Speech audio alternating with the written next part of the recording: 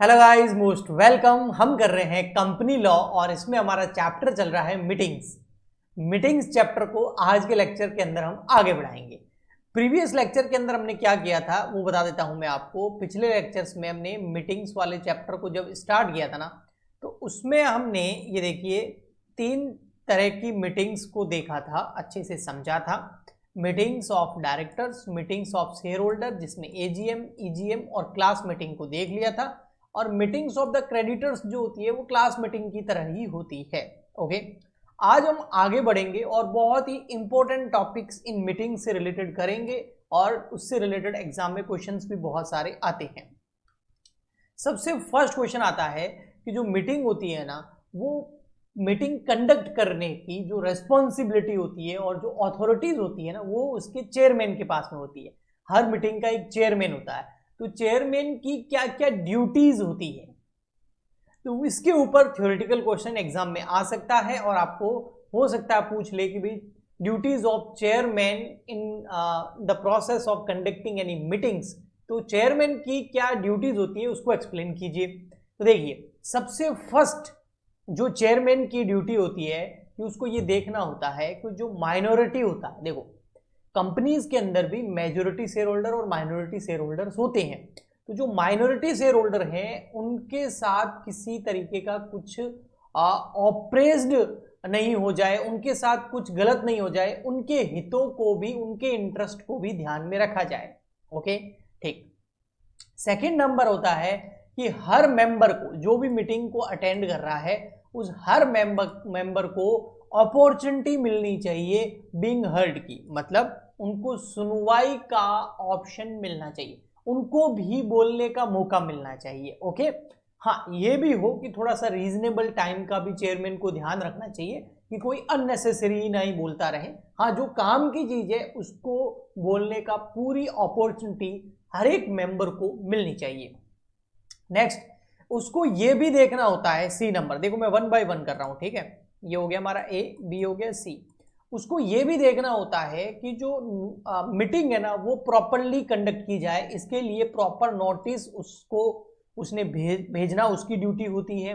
And उसके बाद में कोरम पूरा हो रहा है या नहीं, ये भी देखना चेयरमैन की ड्यूटी होती है। ठीक है, नेक्स्ट आता है हमारा फिर डी नंबर, वो है chairman must conduct the proceeding. जो मीटिंग की प्रोसीडिंग है वो चेयरमैन कंडक्ट करेगा, और ये जो प्रोसीडिंग है ये accordance with the provision of act, जो कंपनीज एक्ट 2013 है उसके जो प्रोविजंस है उसके हिसाब से ये मीटिंग कंडक्ट की जानी चाहिए। एंड जो आर्टिकल ऑफ एसोसिएशन है, जो एओए है और जो टेबल ए है, इनके अकॉर्डेंस ही जो पूरी मीटिंग है उसकी प्रोसीडिंग कंडक्ट की जानी चाहिए। यानी कि जो एक्ट का प्रोसेस है, जो प्रोविजंस है, जो सेक्शंस है, उनको फॉलो किया जाना चाहिए। नेक्स्ट है, अगर चेयरमैन को लगे कि कॉरम वगैरह पूरा नहीं हो रहा है तो वो मीटिंग को एडजॉर्न भी कर सकता है, स्थगित करके आगे जो है उसको फ्यूचर में हेल्ड कर सकता है। ओके, नेक्स्ट है putting the resolution in proper form.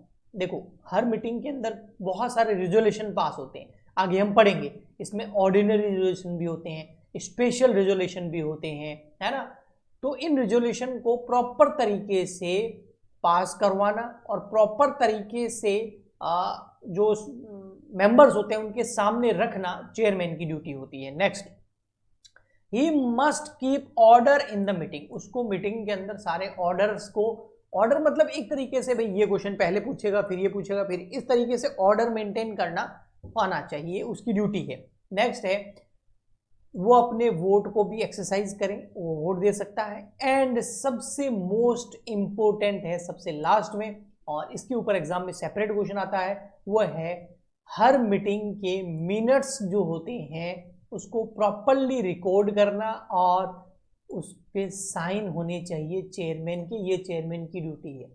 अब आप बोलोगे सर ये मिनट्स होते क्या है, मैं बताता हूं, आगे हमारा टॉपिक भी यही है। देखो, मिनट्स ऑफ द मीटिंग, देखो मीटिंग में जो कुछ हुआ है ना उसको रिकॉर्ड करना, ये होते हैं मिनट्स। और ये मिनट्स बुक्स के अंदर रिकॉर्ड किए जाते हैं और उसको, उस बुक को फिर कंपनी की रजिस्टर्ड ऑफिस पे रखा जाता है। ताकि हर शेयर होल्डर, हर मेंबर देख सके कि भैया मीटिंग में क्या क्या हुआ था। Okay, every company must keep a record of all proceeding of every general meeting. Her company को उसकी जनरल मीटिंग के अंदर जो भी कुछ हुआ है उसको रिकॉर्ड करना होता है, और इस चीज को जहां रिकॉर्ड करना होता है उसको हम बोलते हैं मिनट्स बुक। ओके, और ये जो चीजें हम रिकॉर्ड करते हैं इसको हम बोलते हैं मिनट्स। ओके जी, रूल्स भी हैं बिल्कुल कि भी मिनट्स को जो रिकॉर्ड करना वो किस तरीके से रिकॉर्ड करना है, उसके रूल्स भी हैं।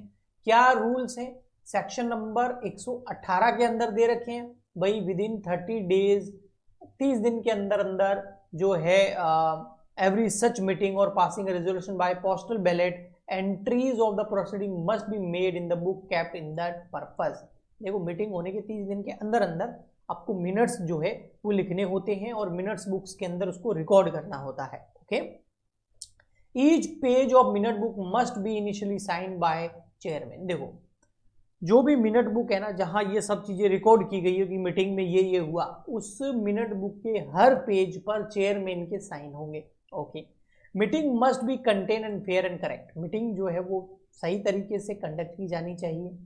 All the appointment of officers, जो भी ऑफिसर्स का अपॉइंटमेंट हुआ है या किसी का रेजिग्नेशन हुआ है, इन सब को भी उन मिनट्स के अंदर प्रॉपरली रिकॉर्ड किया जाना चाहिए। चेयरमैन में एक्सक्लूड, चेयरमैन चाहे तो कुछ चीजों को मिनट में रिकॉर्ड करने से हटा भी सकता है, एक्सक्लूड भी कर सकता है।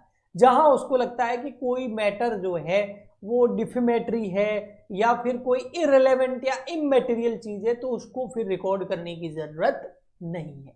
ओके जी, ठीक।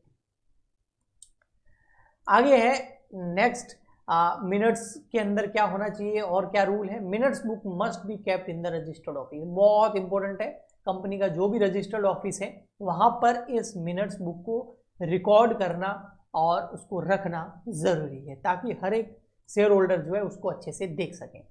नेक्स्ट आता है सेक्शन नंबर 105, और ये वाला सेक्शन जो है ना, सेक्शन नंबर 105, इसके ऊपर एक शॉर्ट क्वेश्चन आ सकता है, ये है प्रॉक्सी। देखो, ये क्या है, मैं सिंपल आपको बताता हूं। जैसे कोई शेयर होल्डर है, ठीक है, समझना, कोई शेयर होल्डर है यानी कि कोई मेंबर है कंपनी का, और वो मीटिंग अटेंड नहीं कर पा रहा है किसी वजह से, तो कंपनीज एक्ट सेक्शन नंबर 105 के अंदर उसको ये अपॉर्चुनिटी देता है कि वो अपनी जगह किसी और पर्सन को उस मीटिंग के अंदर अटेंड करने की जो है कंसर्न दे सकता है, परमिशन दे सकता है। यानी कि एक मेंबर जो मीटिंग अटेंड नहीं कर पा रहा है, उसकी जगह कोई और बंदा उस मीटिंग को अटेंड कर सकता है और वहां जाके वोट दे सकता है, लेकिन वो कुछ बोल नहीं सकता। हाँ, केवल वोट दे सकता है उस मीटिंग के अंदर, कुछ भी वो बंदा बोल नहीं सकता है ना, उसको बोलने का अधिकार नहीं है, ओनली वोट देने का अधिकार है और मीटिंग को अटेंड करने का राइट होता है। तो ये होता है प्रॉक्सी। काफी सारी कंपनीज के अंदर सेंट्रल गवर्नमेंट प्रॉक्सी जो है अपॉइंट करने पे रोक लगा सकती है, या ऐसी कंपनी जिसमें शेयर कैपिटल नहीं है वो भी कंपनीज अपने उनके मेंबर जो है वो प्रॉक्सी को वहां पर अपॉइंट नहीं कर सकते। ओके जी, ठीक। अब आता है नेक्स्ट हमारा पॉइंट, वोटिंग एंड पोल। देखो, वोटिंग जो है दो तरीके से की जा सकती है। एक तो वोटिंग बाय शो हैंड्स, हाथ ऊपर कर लो, एक एक वोट सबके पास में, ये वोटिंग हो गई। लेकिन अगर वोट पर शेयर के हिसाब से देखें, जैसे मेरे पास 10 शेयर है तो मुझे 10 वोट देने का राइट है, आपके पास 100 शेयर है तो आप 100 वोट दे सकते हो, उस केस में वोटिंग जो है वो बाय पोल कराई जाती है। ओके जी, ठीक। नेक्स्ट आते हैं हमारे रेजोल्यूशन। मैंने पहले अभी आपको बताया थोड़ी देर पहले, हर मीटिंग के अंदर रेजोल्यूशन पास होते हैं। ये रेजोल्यूशन कौन कौन से होते हैं? ये होते हैं ऑर्डिनरी रेजोल्यूशन, जिसको हम शॉर्ट में OR भी बोलते हैं। ये ऑर्डिनरी रेजोल्यूशन जो होते हैं ना, ये तब पास हुए माने जाते हैं जब 51% वोटिंग अगर उस जो डिसीजन लेना है उसके फेवर में आ जाए, 51% या उससे ज्यादा, तो OR माना जाता है। एक होते हैं स्पेशल रेजोल्यूशन, जब 75% वोटिंग डिसीजन के फेवर में आ जाती है तो स्पेशल रेजोल्यूशन पास हो जाता है। और फिर होता है रेजोल्यूशन रिक्वायरिंग स्पेशल नोटिस, कुछ रेजोल्यूशन स्पेशल नोटिस के बेसिस पर भी पास किए जाते हैं। और मोस्ट इंपॉर्टेंट ये आ सकता है एग्जाम के अंदर, और वो है पोस्टल बैलेट। ये क्या होता है आइए समझते हैं। यहां पर आगे पूरा यही है पोस्टल बैलेट, इसके ऊपर सेक्शन नंबर 110 लगता है। देखो, कंपनी जो है ना, अगर चाहे तो फिजिकली मीटिंग में शेयर होल्डर्स को ना बुलाकर, वैसे तो क्या होता है सारे शेयर होल्डर फिजिकली कंपनी के ऑफिस में मीटिंग अटेंड करते हैं और वहां पर वोटिंग होती है बाय हैंड्स और पोल, लेकिन अगर कंपनी चाहे आज के टाइम में, तो अगर वो चाहे तो मीटिंग को फिजिकली शेयर होल्डर को बुला करके ना रख करके इसकी जगह वो पोस्ट से भी रेजोल्यूशन पास करवा सकती है। इस केस में क्या होता है कि कंपनी जो है हर शेयर होल्डर को मीटिंग जो है जो डिसीजन लेना है उसके 15 दिन पहले पोस्ट से जो है नोटिस भेज देती है और पोस्ट के थ्रू ही जो है वोटिंग करवा लेती है कि भैया पोस्ट भेज दिया है। जैसे इंडिया में इलेक्शन होता है ना पोस्टल बैलेट से, कि पर्ची पे लिखा और वो डाल दिया है ना। अभी तो आजकल वो पोस्टल बैलेट खत्म हो गया, उसकी जगह जो है मशीन्स आ गई हैं, लेकिन पहले ऐसा होता था पोस्टल बैलेट से भी जो है वोट्स होते थे। तो सेम का मेंबर्स के पास में नोटिस चला जाएगा और मेंबर उस नोटिस के हिसाब से जो है पोस्ट के जरिए ही अपना वोट किसको देना है वो भेज देंगे और इस तरीके से पोस्ट के जरिए ही वोटिंग हो जाती है और डिसीजन पास हो जाता है, रिजोल्यूशन पास हो जाता है। इसको बोलते हैं पोस्टल बैलेट। अच्छा, आज के टाइम में अगर कोई कंपनी जिसके पास में 1000 शेयर होल्डर से ज्यादा शेयर होल्डर है, अगर आपकी कंपनी है उसमें 1000 से ज्यादा शेयर होल्डर है, शेयर्स नहीं शेयर होल्डर, ओके, यानी कि 1000 से ज्यादा मेंबर है, तो फिर आपको पोस्टल बैलेट कराते हो तो उसके साथ साथ इलेक्ट्रॉनिक वोटिंग भी करवाना कंपलसरी हो गया है। यानी कि अब पोस्टल बैलेट की जगह धीरे धीरे इलेक्ट्रॉनिक वोटिंग के थ्रू हो रही है, क्योंकि इलेक्ट्रॉनिक वोटिंग कराना बहुत ईजी होता है। आपको बस सिंपली अपने जो भी मेंबर है शेयर होल्डर है उनको ईमेल कर देना है और उस ईमेल में सारी इंफॉर्मेशन होती है, नोटिस होता है और वहां पर एक लिंक भी दिया हुआ होता है। उस लिंक पे क्लिक करके शेयर होल्डर या मेंबर जो है इलेक्ट्रॉनिकली अपना वोट डाल सकते हैं। आगे समझ में? ठीक। अच्छा, ये पोस्टल बैलेट जो है ये किस किस केस में पोस्टल बैलेट के थ्रू आप जो है पोस्टल बैलेट के थ्रू जो है कोई भी रेजोल्यूशन पास कर सकते हो। तो following businesses only mean by postal ballot, वो क्या क्या है? अल्टरेशन करना हो कंपनी के ऑब्जेक्टिव में, अल्टरेशन करना हो आर्टिकल ऑफ एसोसिएशन में, चेंज करना हो कंपनी का official address, registered official office, या फिर चेंज करना हो आपको कोई भी ऑब्जेक्ट जो कंपनी का है कि कंपनी पब्लिक से मनी रेज कर सकती है, इससे रिलेटेड कोई ऑब्जेक्टिव चेंज करना हो, कंपनी अगर शेयर इशू करे डिफरेंशियल राइट के थ्रू, या फिर जो है कंपनी बायबैक करे अपने शेयर का, या फिर इलेक्शन हो डायरेक्टर का, सेल कर रही हो कंपनी अपने बिजनेस को, या फिर कोई लोन वगैरह का मामला हो उसमें गारंटी वगैरह दे रही हो, तो इन सब केसेस के अंदर पोस्टल बैलेट के थ्रू जो है वोटिंग की जा सकती है। और मैंने बताया आज के टाइम में अगर आपकी कंपनी में 1000 से ज़्यादा मेंबर है, शेयर होल्डर है, तो पोस्टल बैलेट के साथ साथ आपको इलेक्ट्रॉनिक वोटिंग भी करवानी होती है। ओके, ठीक है।